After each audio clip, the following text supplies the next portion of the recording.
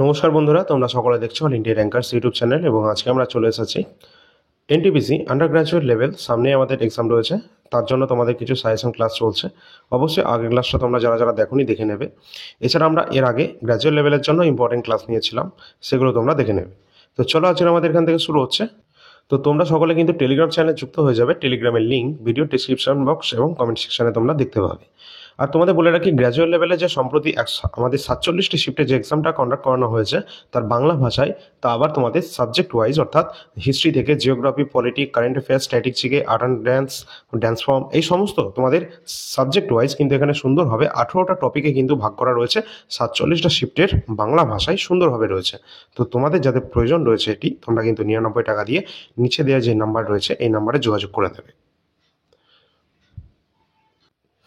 এছাড়া ওই নম্বরে যোগাযোগ করলে তোমরা ডেমো পিডিএফও দেখতে পাবে।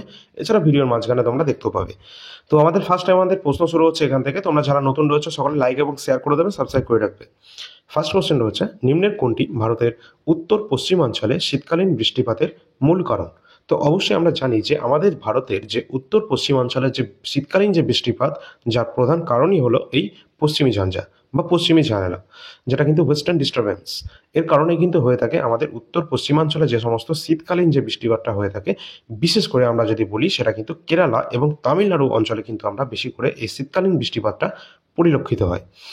তো এই যে কেরালা তামিলনাড়ু অঞ্চলে যে বৃষ্টিপাতটা দেখা যায়, এখানে কিন্তু তোমাদের এই পশ্চিমী ঝামেলার কারণে দেখা যায় না। এই বৃষ্টিটা তোমাদের প্রধানত হয়ে থাকে যে মৌসুমী বায়ু প্রত্যাবর্তন যখন করে এবং মৌসুমী বায়ুর আগমন যখন হয়, এই কারণে কিন্তু কেরালা এবং তামিলনাড়ু অঞ্চলে আমরা বছরে দুবার কিন্তু বৃষ্টিপাত কিন্তু দেখতে পাই। এবং এখানে কিন্তু দেখে রাখবে, পশ্চিমী ঝামেলা যেটা রয়েছে সেটা কিন্তু আমাদের উত্তর পশ্চিম ভারতে কিন্তু প্রবল পরিমাণে এরা কিন্তু দেখা যায়। ঠিক আছে, চলো পরের কোশ্চেন আমরা দেখিনি।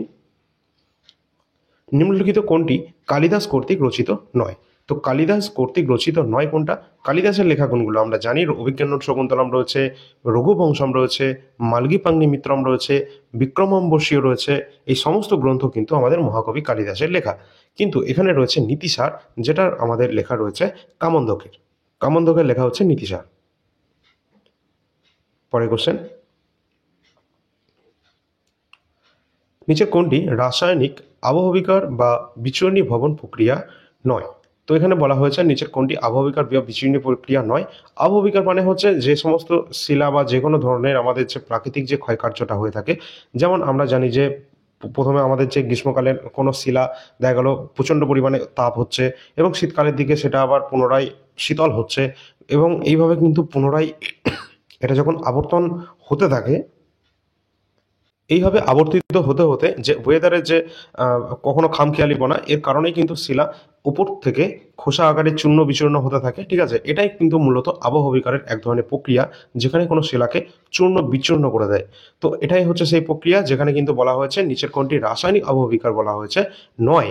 তো এখানে সঠিক অ্যান্সার হয়ে যাবে তাপীয় বিস্তার, যেটা কিন্তু রয়েছে এটা কিন্তু কোনো রকম রাসায়নিকভাবে পড়ছে না। আমি যে উদাহরণটা দিলাম সেটা কিন্তু রাসায়নিক নয়, এটা একটা প্রাকৃতিকভাবে চলছে। এবং এখানে কিন্তু যে প্রক্রিয়াগুলো রয়েছে রাসায়নিকের, সেটা রয়েছে আমাদের কি কার্বনেশন রয়েছে, জলযোজন রয়েছে, জারণ রয়েছে। পরের কোশ্চেন, নিম্নলিখিত ভারতীয় রাজ্যের কোন প্রতিবেশী দেশের সাথে আন্তর্জাতিক সীমানা নেই? তো নিম্নলিখিত কোন ভারতীয় রাজ্যের কোনো প্রতিবেশী দেশের সাথে আন্তর্জাতিক সীমারেখা নেই? যেটা কিন্তু সঠিক অ্যান্সার হয়ে যাবে আমাদের ছত্তিশগড়। তার কারণ এখানে আমরা বিহার যে অপশন দেখছি, বিহারের সাথে কিন্তু আন্তর্জাতিক যে সীমানা সেটা কিন্তু নেপালের আছে। আবার যদি এদিকে দেখি আমরা মেঘালয় রাজ্যের কিন্তু এখানে রয়েছে আমাদের প্রতিবেশী দেশ বাংলাদেশের সাথে।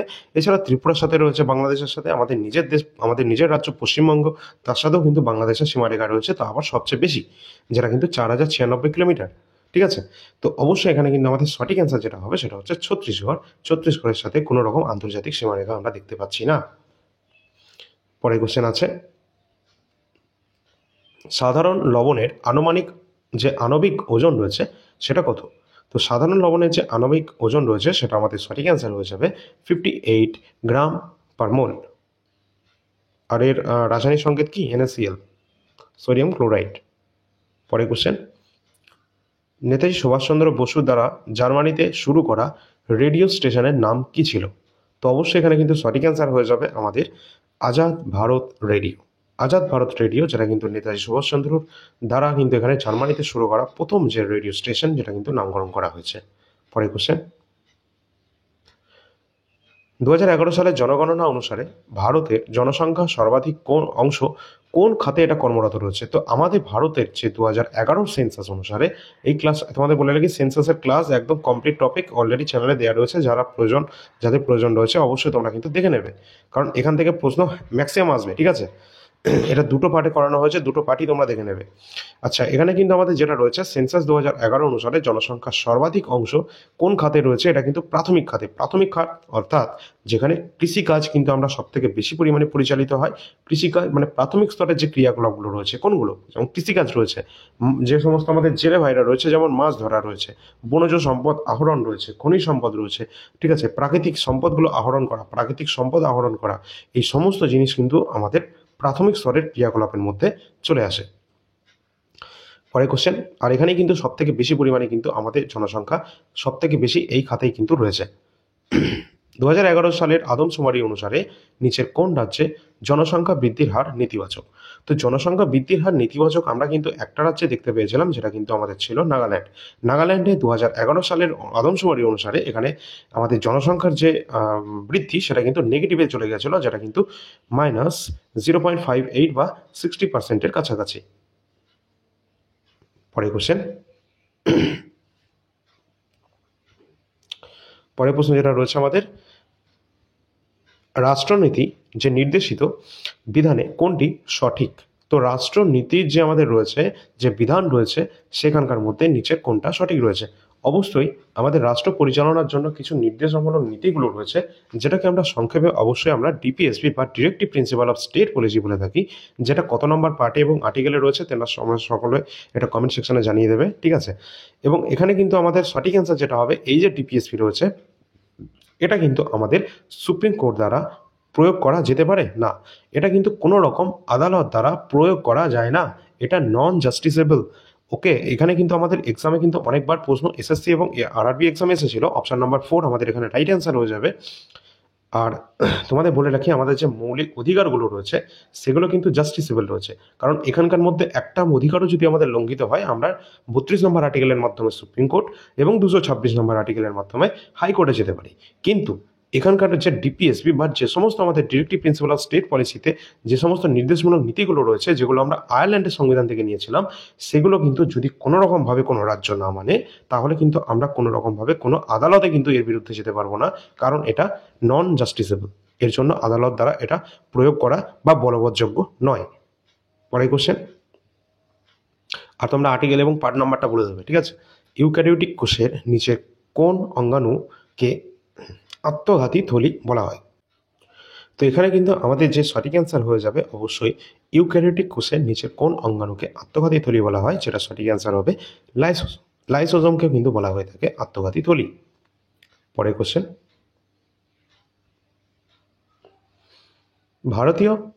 ভারতীয় সংবিধানে কোন ধারাতে রাষ্ট্রপতির শপথ বা প্রতিশ্রুতি নিয়ে আলোচনা করা হয়েছে? তো রাষ্ট্রপতির শপথ নিয়ে আলোচনা করা হচ্ছে কত নম্বর আর্টিকেলে? অবশ্যই আমাদের এখান থেকে সঠিক অ্যান্সার হয়ে যাবে আর্টিকেল নাম্বার 60। এখানে রাষ্ট্রপতির যে শপথ বা প্রতিশ্রুতি নিয়ে আলোচনা করা রয়েছে। আমরা জানি ভারতের রাষ্ট্রপতির যে সম্পর্কিত যে অনুচ্ছেদগুলো রয়েছে, যেটা কিন্তু আর্টিকেল নাম্বার 52 থেকে অবশ্যই 50 আমাদের এখানে 3 পর্যন্ত তো রয়েছে।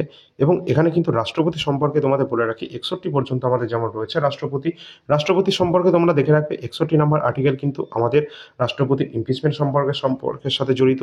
এছাড়া রয়েছে আমাদের 52 নম্বর আর্টিকেল, যেটা কিন্তু রাষ্ট্রপতি রয়েছে আমাদের ভারতের রাষ্ট্রপতি, এটা কিন্তু 52 নম্বর আর্টিকেলে বলা রয়েছে। আমাদের যে রাষ্ট্রপতি নির্বাচনের পদ্ধতি, যেটা 54 নম্বর আর্টিকেলে রয়েছে, ঠিক আছে। এছাড়া রাষ্ট্রপতি যে যোগ্যতা, এটাও পরীক্ষায় অনেক সময় আসে, যেটা 58 নম্বর আর্টিকেলে রয়েছে। রাষ্ট্রপতি শপথ নিচ্ছে, যেটা 60 নম্বর আর্টিকেলে রয়েছে।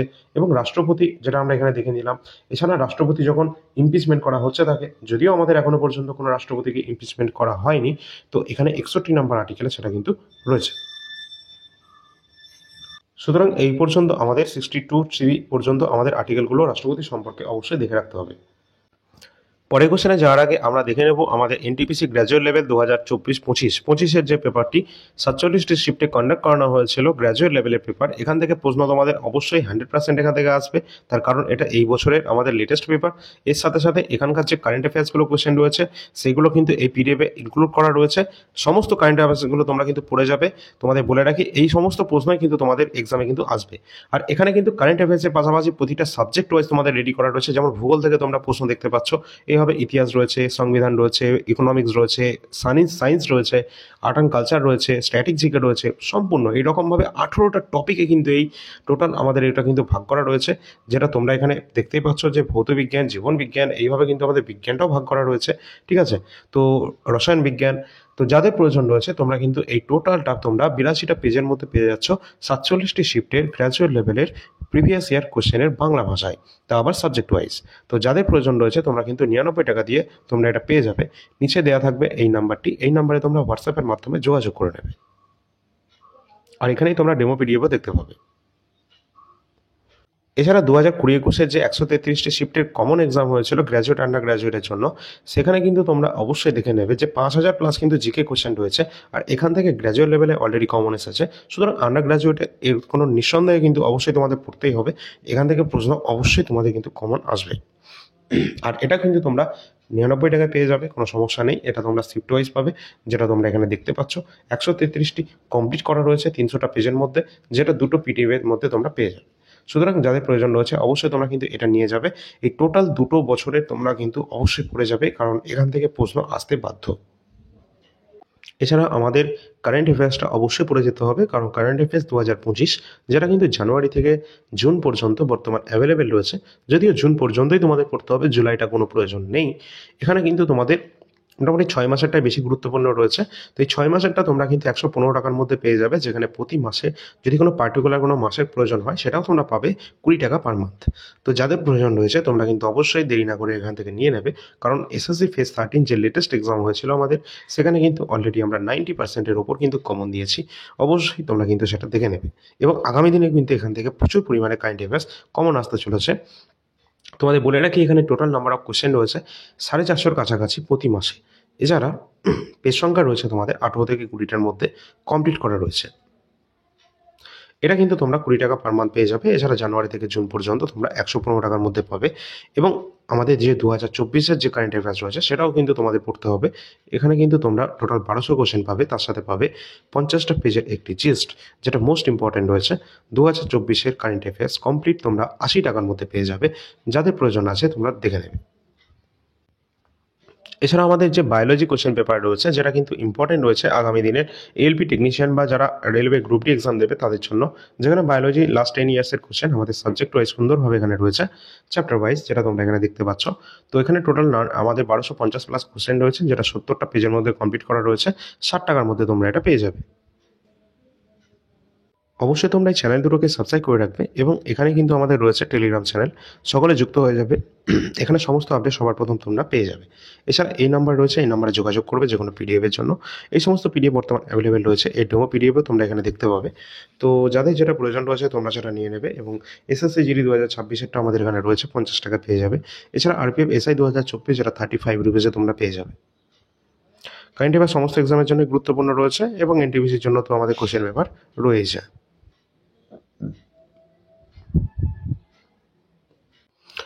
পরবর্তী আমাদের প্রশ্ন রয়েছে, হাইকোর্টের রিট জারি করার ক্ষমতা কোন ধারায় উল্লেখ করা রয়েছে? তো তোমাদের একটু আগে আমরা জানিয়েছিলাম যে আমাদের ভারতের সংবিধানের 32 নম্বর আর্টিকেল, যেখানে কিন্তু সুপ্রিম কোর্টে আমরা কিন্তু রিট জারি করা যেতে পারে, এবং সুপ্রিম কোর্টে আমরা কিন্তু যেতে পারি যে মৌলিক অধিকার যদি আমাদের কোনোরকমভাবে খর্ব করা হয়, ঠিক আছে। এই জন্যই কিন্তু ডক্টর বি আর আম্বেদকর এই 32 নম্বর আর্টিকেলকে হার্ট অ্যান্ড সোল বলেছিলেন, এবং এটাকে কিন্তু আমাদের সুপ্রিম কোর্টকে বলা হয় আমাদের সংবিধানের রক্ষাকর্তা। এই কারণে যেখানে 32 নম্বর আর্টিকেল প্রয়োগ করে আমরা যেতে পারি, ঠিক এইভাবেই কিন্তু আমরা 226 নম্বর আর্টিকেল কিন্তু প্রয়োগ করে হাইকোর্টের যেতে পারি, এবং হাইকোর্টও কিন্তু এই 226 নম্বরের মাধ্যমে রিট জারি করে থাকে। এবং এখানে কিন্তু টোটাল কত রকমের রিট জারি করে থাকে সেটা কিন্তু তোমাদের এক্সামের জন্য গুরুত্বপূর্ণ আছে। টোটাল 5 ধরনের কিন্তু রিট জারি করা হয়: হেভিয়াস কর্পাস, ম্যান্ডামাস, প্রোহিবিশন, কোয়ারিন্টো এবং সার্টিওয়ারি।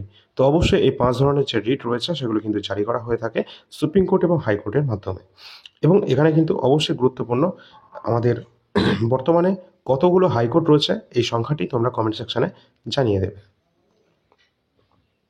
পরের কোশ্চেন, নিম্নোক্ত কোনটি মহাকাব্য মহাভারতের আদি নাম?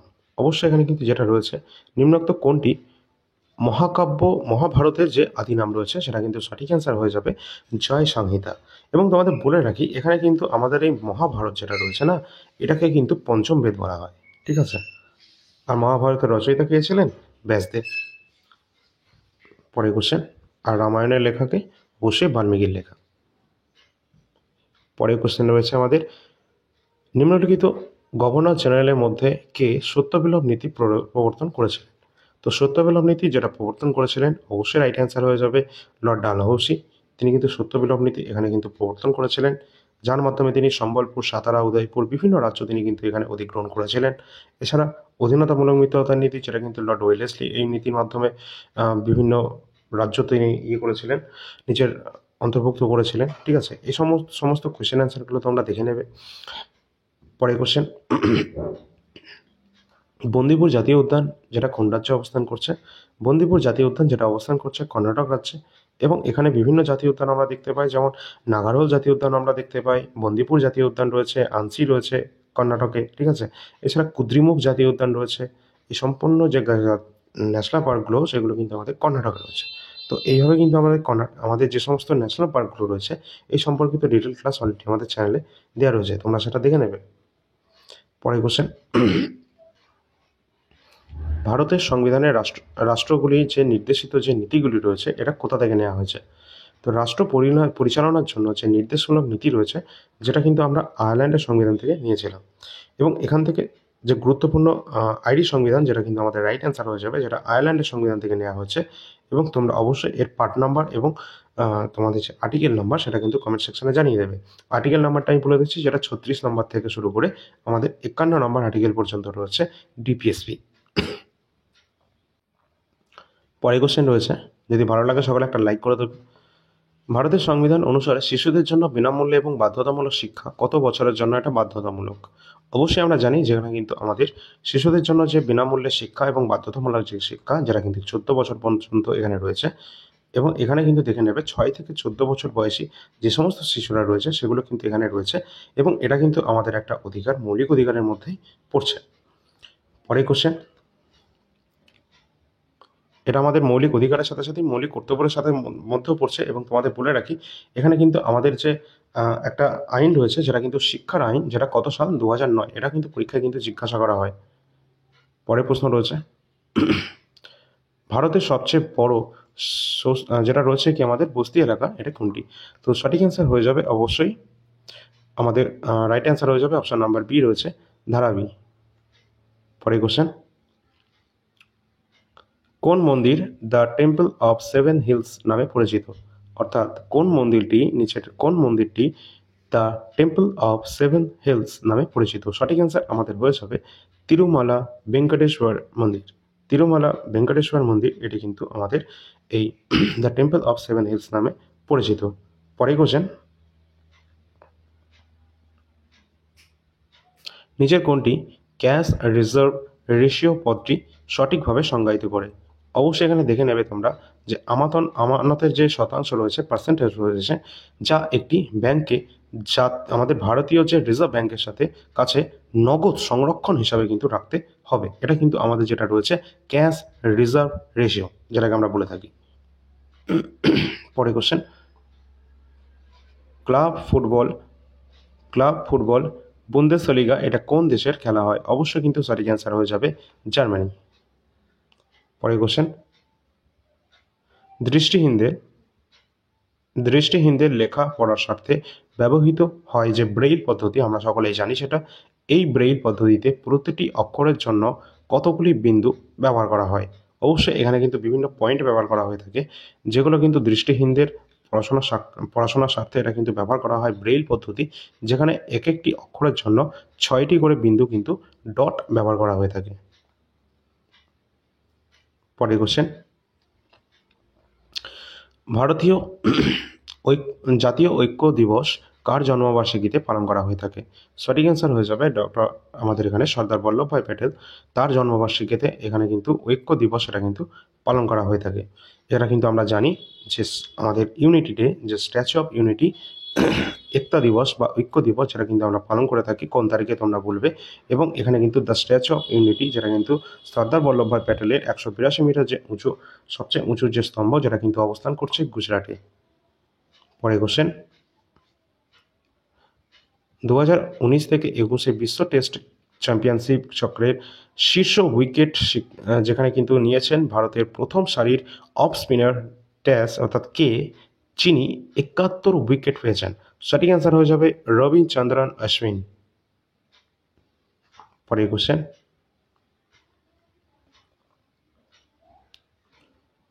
পরের কোশ্চেনটা হচ্ছে আমাদের নিম্নের কোন প্রতিষ্ঠানের স্লোগান হলো সর্বত্র সর্বোত্তম সুরক্ষা? যেটা কিন্তু আমাদের রয়েছে অবশ্যই সুরক্ষা, ন্যাশনাল সিকিউরিটি গার্ডের, এনএসজি। পরের কোশ্চেন,